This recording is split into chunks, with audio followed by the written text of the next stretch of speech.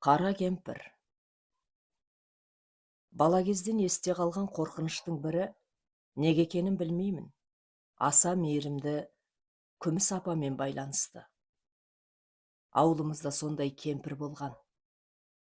Өлеңдетіп сөйлегенде аузың ашылып қалады.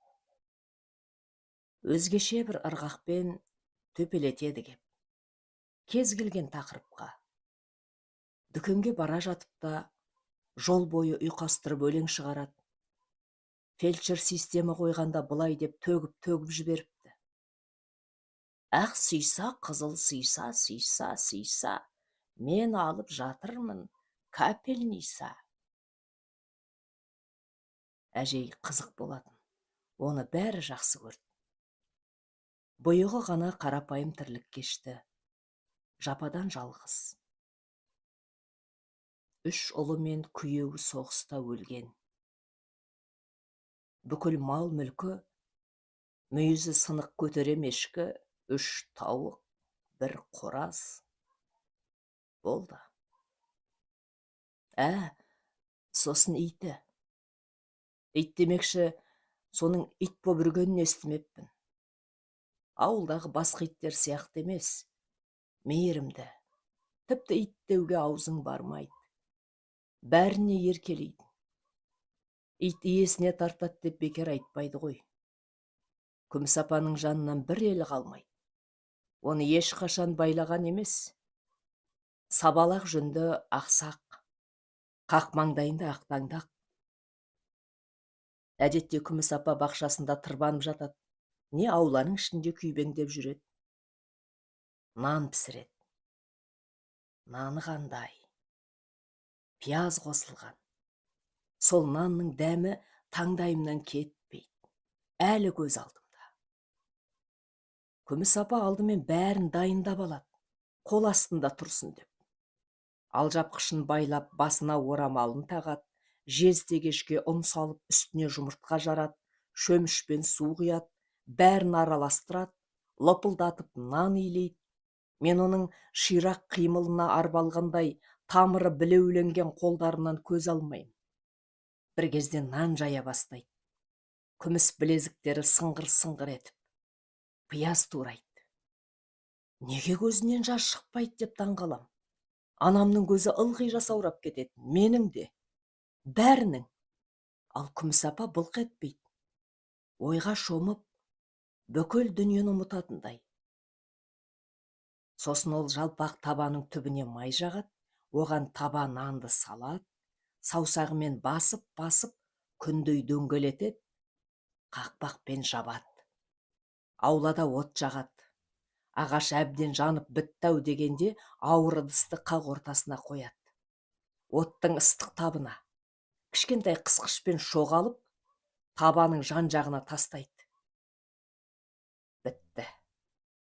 Енді тек күту керек. Көп ұзамай аулада ыстық нанның иісі бұрқырай бастайды. Кейде ол 7 күлше пісіреді. Кішкентай етіп. Далаға шығып оны балаларға таратады. Біздің төбеміз көкке жетеді. Оның 7 нан екенін білмейміз. Балаға бәрібір ғой. Әйтеуір күйсеп алсақ болды. Ал сол нан қандай дәмдеді. Көршінің қақысымен бір кесе айран ішуге немесе құрт алуға кейде үйіне кірем. Құрт қораның төбесінде жаюлы тұрады. Осылай өмір сүріп жаттық. Бірде ол мені қатты қорқытты. Күміс апа. Шынымды айтсам, өзім қорықтым. Мамыр айы болатын, ұмытпасам 9 мамыр, мейрам, жеңіс күні. Клубтың жанындағы репродуктордан музыка ұрып тұр. Ара-тұра жергілікті аккордеоншы Қалижан аға марш ойнайды. Оның қолының шынашағын соғыста жұлып әкеткен, бірақ онысы түк те кедергі келтірмейді. Дарылдатып ойнайды кеп. Қызыл ту желмен желбірейді. Жұрт көңіл көтеріп қыдырып жүр. Топ ішінде ардагерлер сәнді киінген, үтіктен жаңа шыққан костюмдерінің кеудесі толған орден, медаль. Сол күні оқушылар өнер көрсетті. Клубта ән айтып, тақпақ оқыт, лимонад пен бәліш сататын буфетің әне. Шат шадыман күлкі, мерекелік көңіл күй, күн тас төбеде. Ыстық болған соң ба таңдайым кеуіп, қатты шөлдедім. Колонкаға дейін алыс, лимонадқа ақша жоқ. Әдетімше күміс апаға кіре салайыншы деп ойладым. Айран ішуге. Ауласына кіріп есікті сәл аштым да, сампылдаған дауысын естідім. Біреумен сөйлесіп жатыр екен. Қонақтар шығар деп аяғымның ұшымен дәлізден өттім. Сығалап есіктен қарадым. Ал онда қонақ бөлменің ортасында үстел, әппақ дастархан жайылған, бауырсақ пен шелпекті шашып тастаған, кәмпит пен прәндік, басқа да тәттілер, бірнеше кесеге шай құйылған, буы шығып тұр. Қаймақ қатқан қою күрең шай. Қариялар тек осындай шай ішеді. Самаурынның жанында күміс апа, жүзі бал-бұл жайнайды, төбе шашым тік тұрды. Өйткені ол жалғыз еді. Үстел басында ешкім жоқ. Ал күміс апа отыр, әңгіме айтып. Ұлдарының атын атап сөйлейді. Арасында мәз болып күлет сықылықтап, ішек сілесі қатып. Өткенде біреудің бақшасына кіріп кетіп, 40 қабатын жеп қойған ешкісі туралы айтады. Көршілердің сол үшін ұрысқанын, әлгі ешкінің сүтін кіреңкеге құйып көршілерге апарып бергенін. Міне дедім оларға. Сылқ-сылқ күледі күміс апа. Алыңдар, міне кәпөстің, ешкі сендерден кешірім сұрап жатыр. Зәрем ұшты. Жылыстап сыртқа шықтым. Жын қуғандай үйге қарай зымырап келем. Құйындатып жеттім де табалдырықта тұрып, апа, анда күміс апа, деп бақырдым. Не болды? Жынданып кетті. Немене? Жынданып кетті дейім. Қалайша? Анда жалғыз өзі шай ішіп отыр. Онда тұрған не бар? Іше берсін, деді анам. Қасында ешкім жоқ, деймін ентігіп.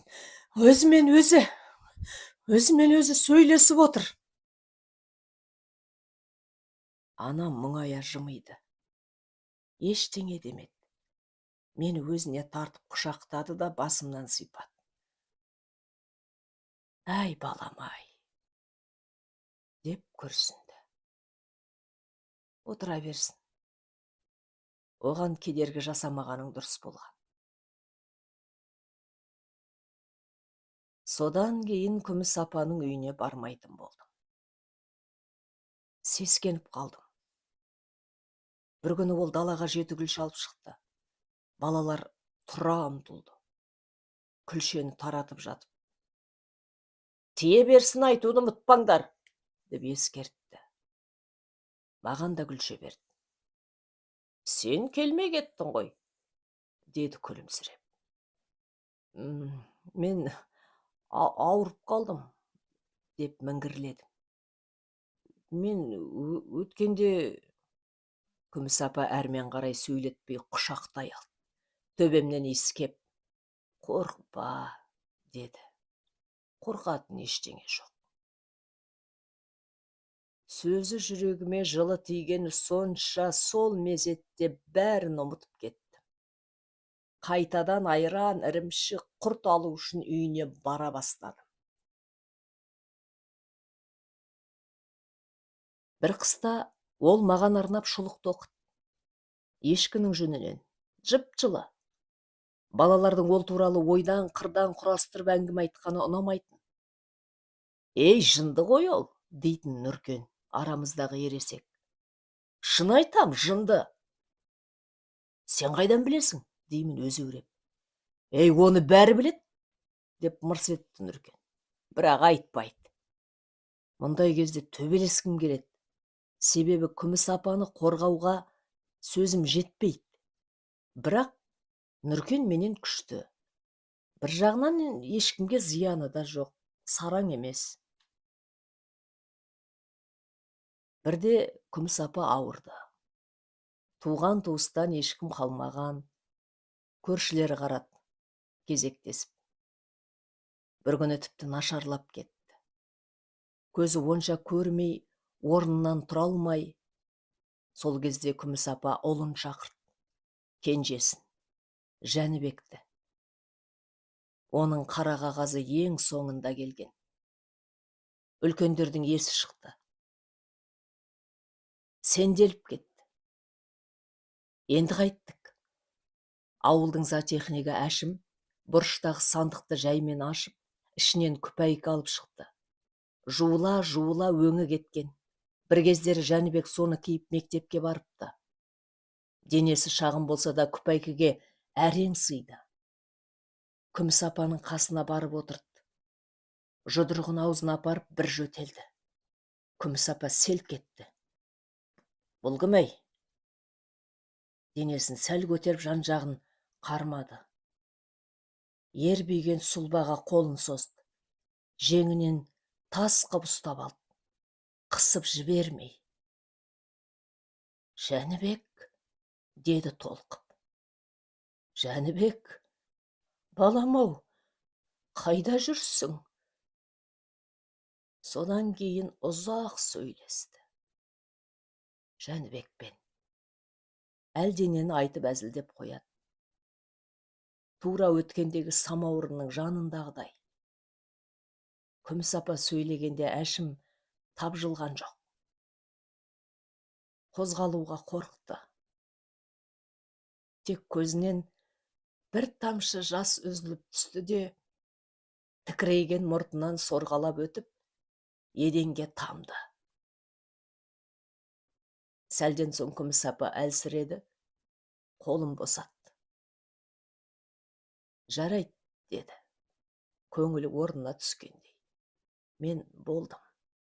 Сен маған қарама, бара бер. Әшім орнынан тұрды. Ақырын басып аулаға шықты. Дірілдеген қолымен темекісін тұтатты.